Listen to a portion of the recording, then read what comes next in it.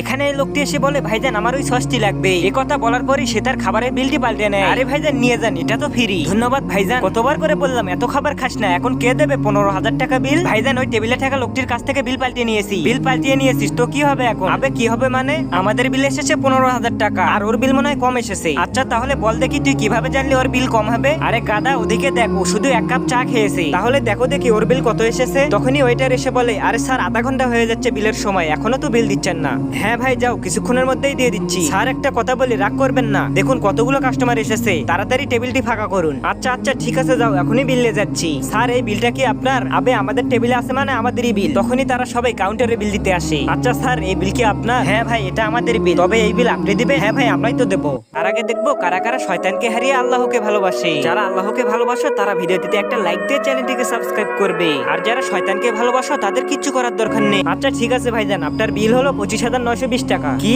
1 cup চার দাম অত টাকা? এটা কিভাবে সম্ভব? ভাইজান এখানে 1 কাপ চা আর বাকি খাবার পার্সেলে আপনার বাড়িতে চলে গেছে। আরে এ তো দেখি অতি চালাকের গলায় দড়ি।